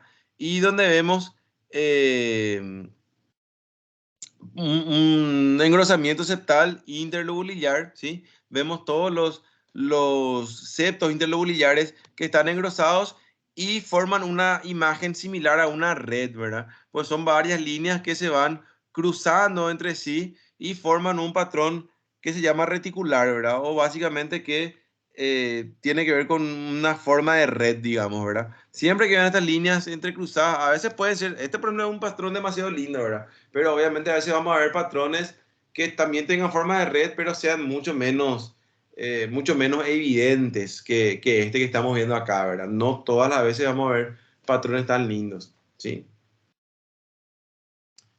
Aquí tenemos algún patrón reticular, ¿verdad? Este podríamos decir que es un patrón retículo nodulillar, ¿verdad? Pero ustedes ven, tienen los engrosamientos, se ve la parte reticular, pero también se ven nodulillos, ¿verdad? Cuando vemos las dos cosas al mismo tiempo, le llamamos patrón retículo nodulillar, ¿verdad? Pero no tiene ninguna importancia, ¿verdad? Lo que tenemos que ver es la clínica del paciente y ver cuál es el problema realmente, ¿verdad? No es que el patrón retículo nodulillar representa algo en particular, ¿sí?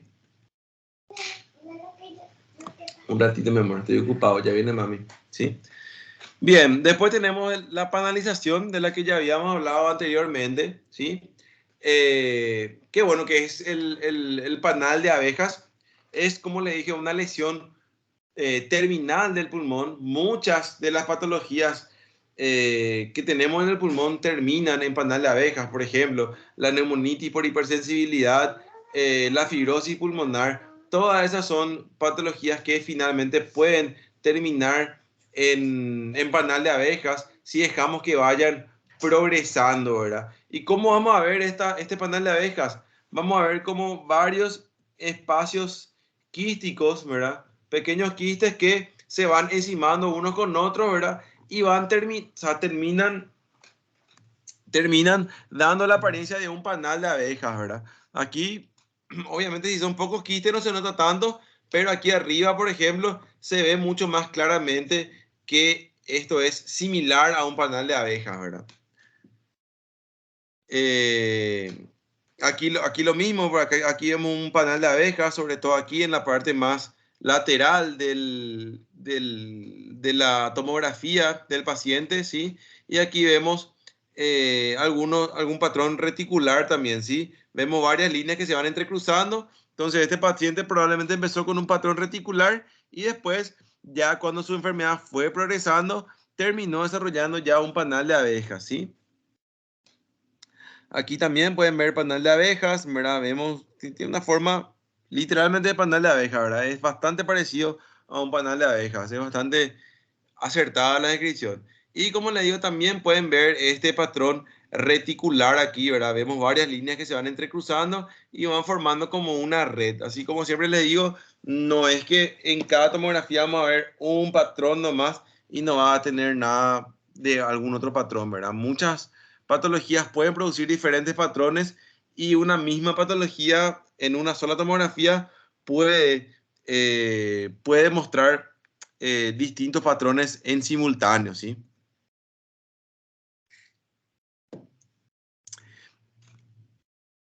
Esto lo que le había dicho sobre el tema de los nódulos pulmonares, ¿verdad? Cuando vemos que no hay nódulos, lo primero que tenemos que mirar es si hay nódulos debajo de la pleura. Si no hay nódulos debajo de la pleura, es una distribución centrilobular. Si hay nódulos debajo de la pleura, tenemos que ver si tienen una distribución totalmente aleatoria, son random, ¿sí? Y si tienen una distribución eh, principalmente por debajo de la pleura y cerca de los tabiques, cerca de las arterias, vamos a pensar que es un patrón perilinfático, ¿sí? Solamente para aclarar un poquito eso. Aquí vemos una pequeña telectasia pulmonar, solamente para mostrarle graficarle un poco lo que le decía anteriormente de la, eh, de las densidades pulmonares, que cuando usamos una tomografía en su ventana mediastinal, ¿sí? Vemos que aquí tenemos la densidad del derrame pleural y aquí está el lóbulo medio derecho y el lóbulo inferior derecho, que está completamente atelectasiado en este caso porque el derrame está comprimiendo, ¿verdad? Si yo miraba la otra ventana de la tomografía, yo no iba a ver que ahí estaba el lóbulo inferior atelectásico, ¿verdad? Solamente iba a ver derrame, yo no iba a poder distinguir una cosa de la otra, ¿verdad? Entonces ahí está la importancia, una vez más, de mirar la tomografía en ambas ventanas, ¿verdad? Y sobre todo cuando vamos a ver un derrame, para poder distinguir el pulmón del derrame, ¿sí? Y por último vamos a ir viendo ya las últimas lesiones, que son las lesiones cavitadas eh, y las lesiones, las masas, ¿verdad? Los tumores pulmonares, ¿verdad? Aquí vemos una lesión cavitada, ¿verdad? Esto es un absceso pulmonar que tiene algún contenido por dentro, muy parecido a lo que se ve en la radiografía, ¿verdad?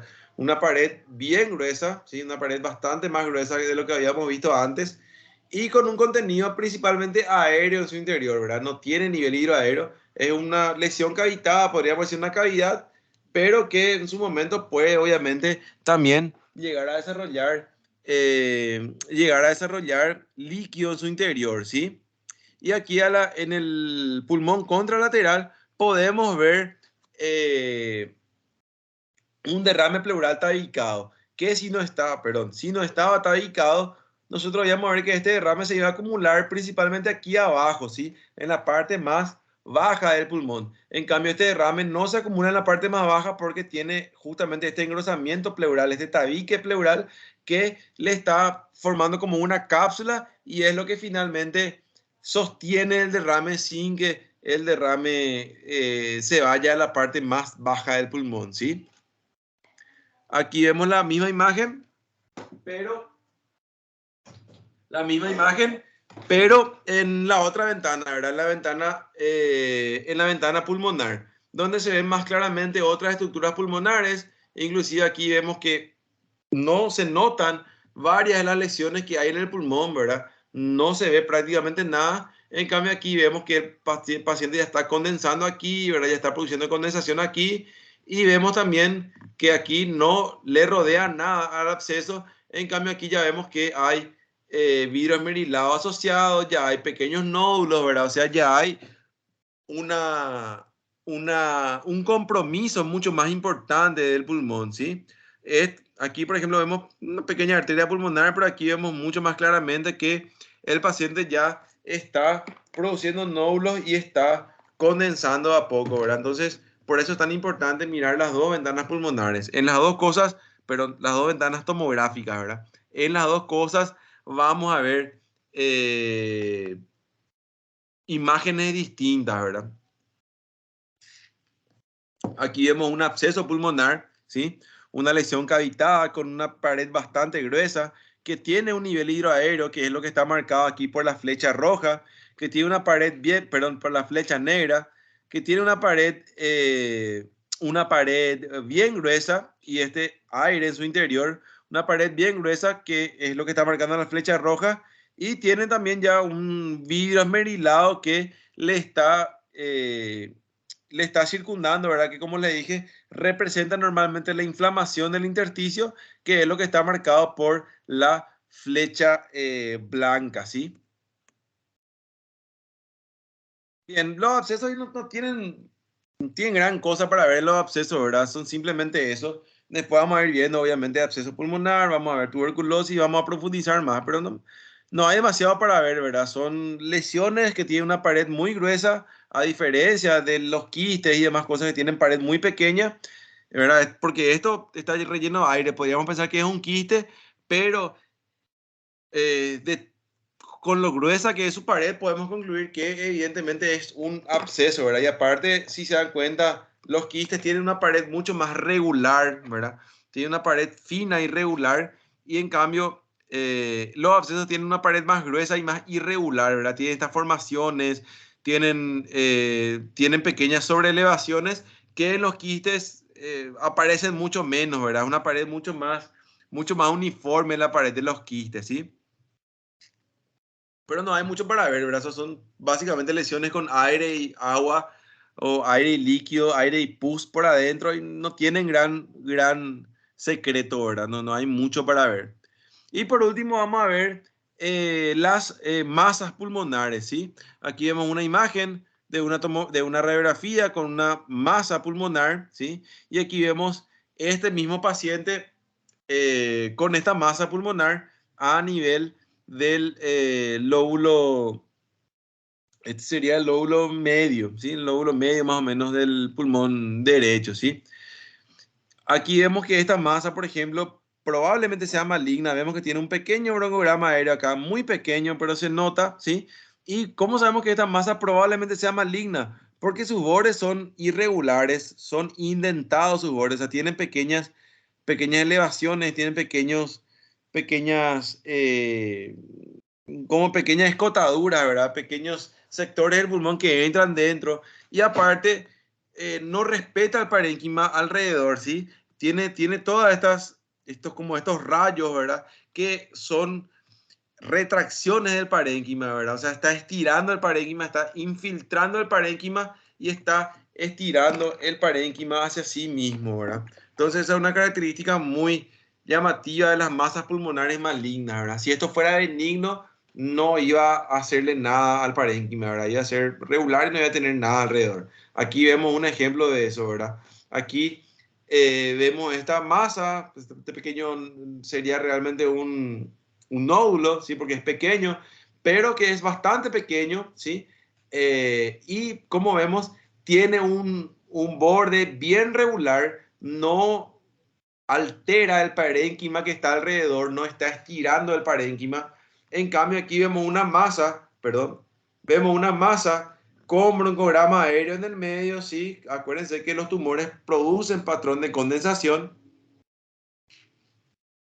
y que si ustedes ven, tiene estas prolongaciones, por llamarlo de alguna manera, ¿verdad? Que son las infiltraciones que está haciendo hacia el parénquima y está como que estirando y retrayendo el parénquima hacia sí mismo, ¿verdad? Entonces, esta masa que vemos a la izquierda probablemente es benigna, mientras esta masa más grande y con mucho más características, ¿verdad? Un borde mucho más irregular, estirando el parénquima, mucho más probablemente sea maligna, ¿verdad? Y otra cosa importante que vemos en la tomografía de la derecha es que se ve enfisema, ¿verdad? Así como le dije, espacios aéreos totalmente negros, vemos, ¿sí? Que no están claramente delimitados por una pared, que se continúan prácticamente eh, sin ninguna interrupción con el parénquima pulmonar, ¿sí? Y eso nos dice que que el paciente probablemente era un fumador, así que tiene bastantes motivos para tener un tumor pulmonar maligno, ¿sí? Aquí lo mismo, ¿verdad? Vemos una masa a la izquierda que si bien es bastante grande, vemos que tiene bordes bien regulares, es bien redondeada, no altera en lo más mínimo el parénquima circundante. Y vemos por otro lado esta masa de la derecha, donde vemos que tiene broncogramas aéreos claramente y aparte tiene estas indentaciones, tiene estas irradiaciones que está infiltrando el parénquima alrededor, ¿verdad? Y tiene un borde muchísimo más irregular, lo cual nos hace pensar que esta masa muy probablemente sea maligna y esta masa muy probablemente sea benigna, ¿sí? Esto es lo que habíamos hablado anteriormente, ¿verdad? Aquí vemos, por ejemplo, un quiste. Este es un quiste del de la derecha, es un quiste residual, ¿sí? Un quiste residual que tiene una pared fina, una pared regular, tiene una pared que no tiene ningún tipo de otras alteraciones, por decirlo de alguna manera. Y en cambio acá vemos un absceso, en este caso es una masa que posteriormente se infectó y se abscedó. O sea, este es un tumor que formó pus en su interior, ¿sí? Que es algo que pasa de forma relativamente frecuente. Vemos el nivel hidroaéreo, o sea, vemos que el paciente tiene espacios aéreos aquí dentro de la masa, tiene aire aquí arriba, tiene líquido. Y vemos que en este caso, donde la masa es maligna y donde es un absceso o una masa maligna, tiene una pared mucho más irregular, ¿verdad? En cambio, el quiste tiene una pared mucho más regular, ¿verdad? Una pared lisa, una pared sin ningún tipo de sobreelevaciones. Y en cambio aquí el absceso tiene una pared mucho más irregular con mucho contenido en su interior, ¿sí?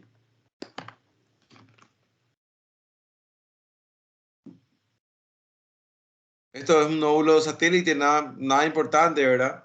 Y por último les quiero mostrar algunos patrones que nos sugieren que una masa puede ser benigna, ¿verdad? Que son los patrones benignos de calcificación. Es algo muy importante, ¿verdad?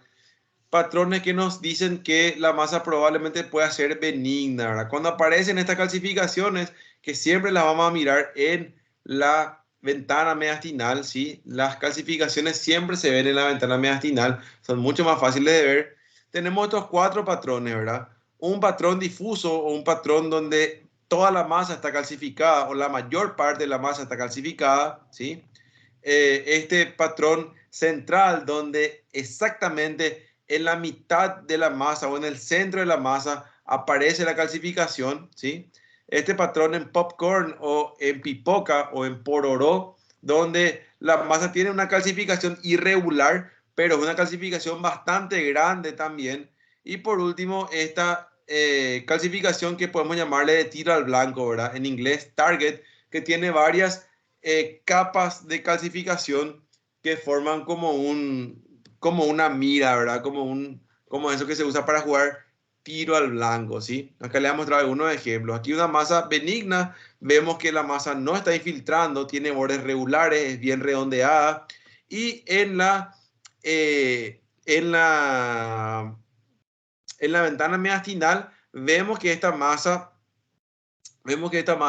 está completamente calcificada, ¿verdad? Tiene una densidad completamente cálcica, completamente similar al hueso, y esta es la calcificación difusa, ¿verdad? Esta calcificación, o sea, esta masa probablemente sea benigna y nos podemos darle la tranquilidad al paciente que tiene una masa benigna, ¿verdad? Que su masa no es ningún problema, sino que es algo benigno. Lo más frecuente es que los granulomas, ¿verdad? Por ejemplo, un paciente tuvo tuberculosis, tuvo alguna infección y queda esta masa residual, un granuloma que se calcifica y eso es lo que produce este tipo de masa, ¿sí?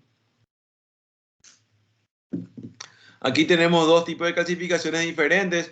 Por un lado tenemos esta calcificación central o en ojo de toro, que se llama también, ¿verdad? Donde la calcificación de la masa está localizada prácticamente en el centro de la masa, ¿verdad? Esto es muy sugerente de que la masa es benigna y podemos darle la tranquilidad al paciente de que no hace falta hacerle más seguimiento, ¿verdad? Aquí tenemos una calcificación laminar o en target también, ¿verdad? Donde hay una lámina de calcificación externa y el centro de la masa no está calcificado. Este también es un patrón de calcificación benigno, ¿sí? Y por último, la calcificación en popcorn, ¿verdad? O en palomitas de maíz, o en pipoca, o en pororó, donde es una calcificación irregular, pero que agarra casi toda la masa, ¿verdad? Son varios focos de calcificación simultáneamente en la masa que van confluyendo, ¿verdad? Todos estos patrones que vimos recién sugieren que una masa tiene un origen benigno, ¿verdad? Y podemos tranquilizarle al paciente. En cambio, hay dos tipos de calcificaciones en la masa que son no muy buenos, ¿verdad? Cuando las calcificaciones son muy pequeñas en comparación con la masa y sobre todo si esas calcificaciones están de forma excéntrica, o sea, están lejos del centro de la masa, eso nos hace pensar que probablemente esa masa sea maligna, ¿sí? Y si hay varios focos de calcificación, pero están muy separados entre sí, son muy pequeños, ¿verdad? Es un patrón moteado. Esa masa probablemente también sea una masa maligna, ¿sí? Y si no tiene ningún tipo de calcificación, también o sea, no nos dice nada. Puede ser maligna o benigna según otras características, ¿verdad? Pero estos son los patrones que nos sugieren malignidad o benignidad principalmente, ¿sí? Y hasta ahí la clase de hoy, ¿sí? Si tienen alguna duda, pueden preguntar. Aquí veo que hay algunas preguntas. Pueden preguntar ahora, sí, y vamos respondiendo entonces un poquito de esto.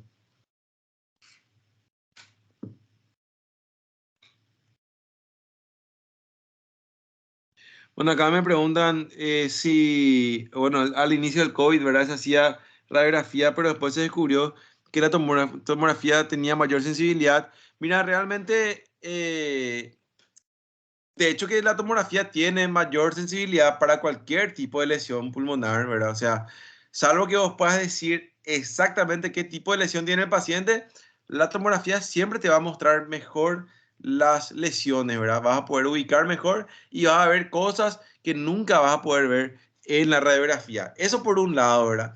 Pero por otro lado, muy rápidamente se dieron cuenta que tenían que hacer tomografía, o sea, al inicio, habrá sido el primer mes más o menos, ¿verdad? Porque rápidamente se vio que los pacientes tenían un patrón claramente intersticial, ¿verdad? Se vio que los pacientes desarrollaban un patrón de virus esmerilado que como era tan extenso, ¿verdad? Era tan grande, estaban tan afectados los pulmones que prácticamente todo el pulmón se veía con vidrio esmerilado en la radiografía. Entonces, obviamente empezaron a hacer tomografías de alta resolución y de esa manera se fueron diagnosticando, ¿verdad? Hoy en día, o sea, si el paciente tiene un COVID grave realmente, sí o sí le va a hacer una tomografía, ¿verdad? Yo, por ejemplo, le pido radiografía a mi paciente cuando el paciente está bien y yo no pienso que el paciente tenga nada, ¿verdad? O sea, yo la ausculto al paciente, el paciente no tiene ruidos pulmonares raros, el paciente no tiene fiebre, el paciente satura bien, el paciente no tiene factores de riesgo. En ese caso le voy a pedir una radiografía, pero no porque yo quiero ver la radiografía, sino para que el paciente se quede tranquilo nomás. En cambio, si yo escucho crepitantes, si yo veo que el paciente está desaturando, si yo tengo alguna duda, si yo pienso que el paciente puede tener alguna lesión pulmonar, sí o sí le voy a pedir una tomografía. Nunca me voy a quedar tranquilo con una radiografía, ¿verdad? Sí, hablando específicamente de COVID, ¿verdad? Si el paciente tiene algo raro, algo que me llama la atención, directamente le voy a pedir una tomografía y no le voy a pedir una radiografía, ¿verdad? Cuando uso la radiografía en el COVID es solamente para documentar y para que el paciente esté tranquilo, ¿verdad? Básicamente. ¿Alguien más quiere preguntar algo?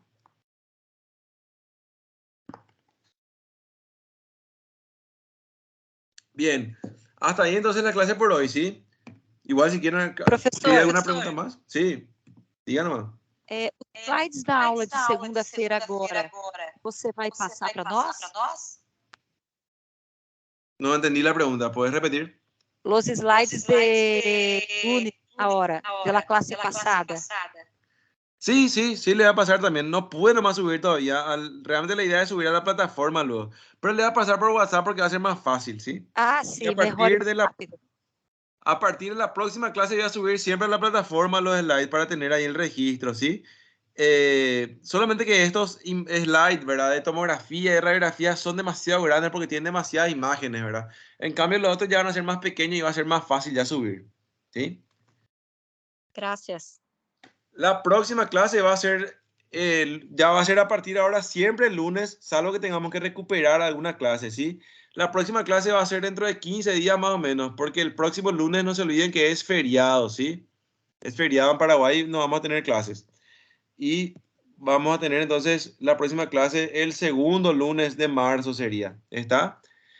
Les pido que en este tiempo que no vamos a tener clases, participen en la plataforma, ¿sí? Participen en la plataforma, vamos a tratar de aprovechar que tenemos 15 días más o menos sin clases de neumo y vamos a practicar imágenes pulmonares, vamos a poner radiografías, vamos a poner tomografías, vamos a tratar de que ustedes reconozcan los patrones. Como les digo, no tengan miedo de equivocarse, no les voy a sacar puntos por eso, pero traten de participar lo máximo posible porque eso vale puntos y les va a ayudar a practicar. La única forma de entender es practicando, ¿sí? ¿Está? Ok, doctor. Dale, súper. Estamos entonces. Cualquier cosa me escriben y me preguntan nomás, no hay problema. O mediante la plataforma, no hay problema. ¿Está? Nos vemos. Gracias, doctor. Dale, dale. Gracias. Chao, chao.